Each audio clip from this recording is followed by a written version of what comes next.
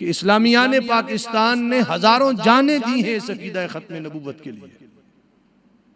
कई दिहाइयों तक ये तहरीक चली है, उस पर बहुत सारा मवाद तहरीरी तकरीरी शक्ल में दिया गया और मुखालिफ समत का, जिसने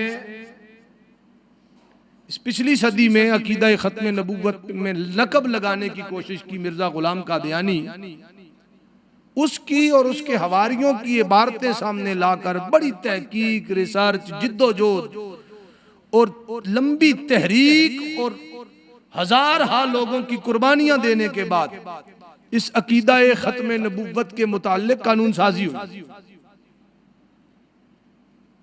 सिर्फ जो लाहौर की तहरीक थी 70s की, उसके बारे में आता है कि 10,000 लोग उसमें सिर्फ शहीद हुए। 10,000 फर्जंदाने तौहीद और रिसालत ने अपनी जाने दी। तो ये मामूली मसला है। अब ये जाने देना अहम नहीं है, ये तो आपको इसकी अहमियत और तहरीक की अहमियत बताना मकसूद है। वरना तो अहम ये है कि अल्लाह ने ये डिसाइड कर दिया है कि हुजूर खातमुन नबीयीन है, आपके बाद कोई नबी नहीं होगा। अहम बात ये है, लाख जान भी चली जाए उसकी अहमियत अपनी जगह पर, लेकिन असल अहमियत अल्लाह और अल्लाह के रसूल के हुक्म की है। हुजूर की वाज़े अहादीस मौजूद है, आपने वाज़े तौर पर इरशाद फरमाया, बल्कि कई सहाबा की जब शान बयान की मौला मुर्तज़ा की, हज़रत उमर फारूक की, कहा अगर मेरे बाद कोई नबी होना होता तो ये फारूक नबी होता। मौला मुर्तज़ा के लिए फरमाया तू मेरे लिए ऐसे है जैसे मूसा के लिए हारून इल्ला अन्नहु ला नबी अबादी, मगर ये कि मेरे बाद किसी नबी ने नहीं आना। अगर नबी होना होता तो सिद्दीक़ अकबर नबी होता। अगर हुजूर के बाद किसी नबी की और नबूवत की गुंजाइश होती तो ये खुलफाए राशिदीन में से मौला मुर्तज़ा नबी ना होते तो और कौन होता।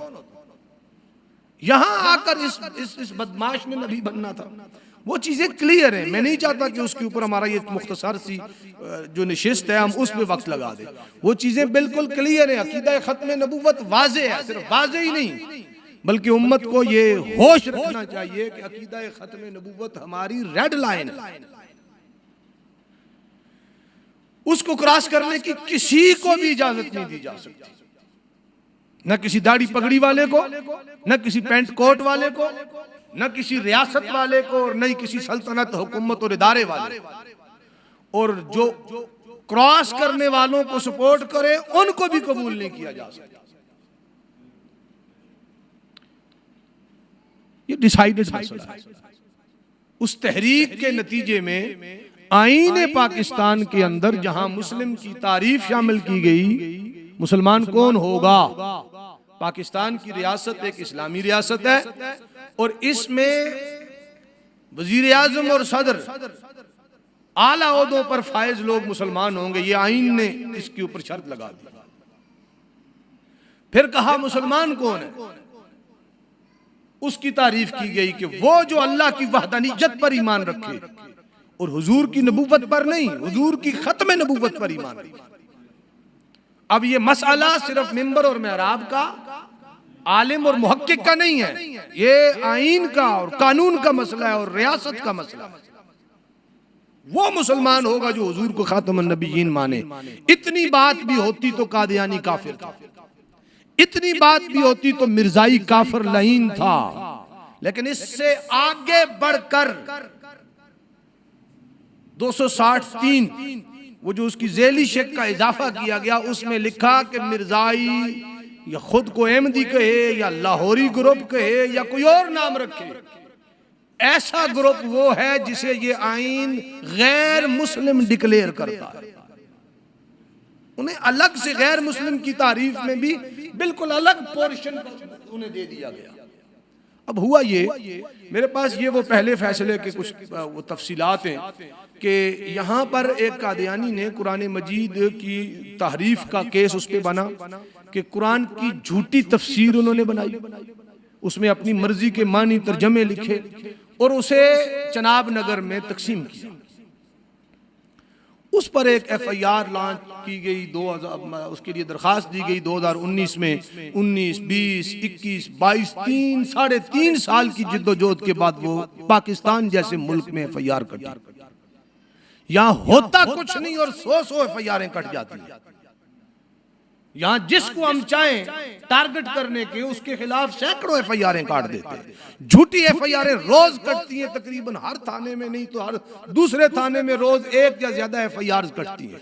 लेकिन जब मसला आइन का हो, कानून की वायलेशन का हो, इसमें आइन की भी वायलेशन थी उस इकदाम में, कानून ताजीदात पाकिस्तान की भी वायलेशन थी, और जो पंजाब कुरान एक्ट है उसकी भी वायलेशन थी।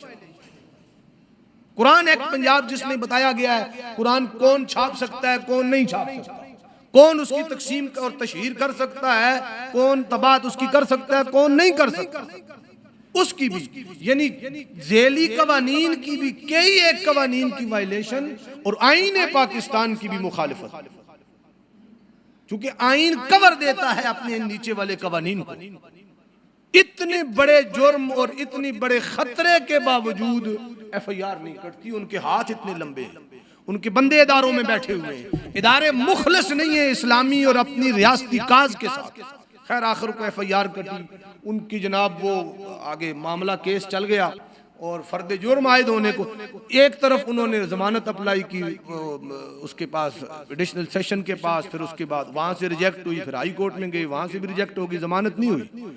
एक बंदा गिरफ्तार हुआ, बाकी कोई बंदा गिरफ्तार, वो भी जो एक गिरफ्तार हुआ उसको भी शिकायत करने वाले शिकायत कुनंदगान ने उसकी रकी करके इदारों को बताया फलां जगह बैठा है, आओ पकड़ लो, तो उसको पकड़वाया। ये हालात हैं आपके मुल्क के।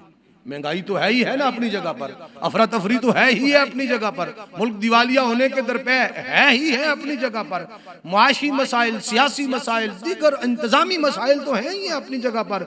ये इस्लामी मामलात में भी किस कदर यहाँ ये गफलत और लादीनियत और बदनीयती का मुजाहरा किया जा रहा है।